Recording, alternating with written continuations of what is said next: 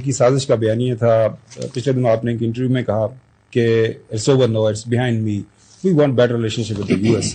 اس کے اوپر بیانیہ بنانے کی کوشش کی، یہ کی جا رہی ہے کہ آپ نے بالکل اس کے اوپر ایک یو ٹرن لے لیا جو کہ آپ کو ٹارگٹ کیا جاتا ہے.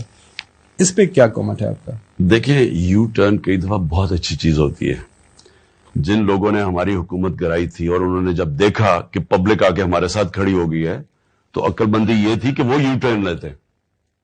یو ٹرن نہ لینے سے آج ملک کا بھرکس نکلا. لیکن میں اپنی ذرا پہلے بتا دوں کہ میں نے ہر جگہ یہ کہا ہے، ہر انٹرنیشنل میڈیا میں نے بڑے انٹرویوز دیے ہیں کہ وہ جو سائفر تھا ڈونلڈ لو اور ہمارے جو ایمبیسڈر اسد مجید کے بیچ میں، وہ میں نے آ کے اپنی کیبنٹ میں رکھا، نیشنل سیکورٹی کاؤنسل میں رکھا، پارلیمنٹ میں رکھا، پریزیڈنٹ نے جا کے چیف جسٹس کو بھیجا. وہ تو ہے، تو انٹرفیئرنس تو کی ہے پاکستان نے. شہباز شریف نے جب نیشنل سیکورٹی کاؤنسل بنائی انہوں نے بھی کہا مداخلت کی ہے، تو وہ تو ہو گئی.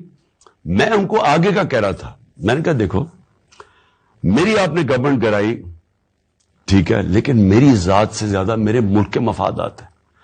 آگے کیا میں کیونکہ میری گورنمنٹ گرائی ہے میں کہوں جی امریکہ سے ہم تعلقات ختم کر دیں گے؟ ہمارے تو سب سے بڑے ایکسپورٹ ہوتی ہے امریکہ. ہمارا سب سے زیادہ پیسے والی کمیونٹی پاکستانی امریکن کمیونٹی ہے.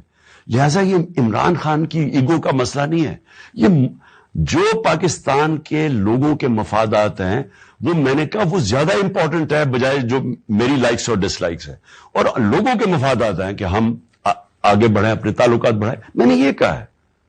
اچھا خان صاحب، ایک پرسنل سا سوال. میں نے یہ بھی کہا کہ ہم جو اب تعلقات رکھنا چاہتے ہیں، ہم دوستی رکھنا چاہتے ہیں، غلامی نہیں کرنا چاہتے.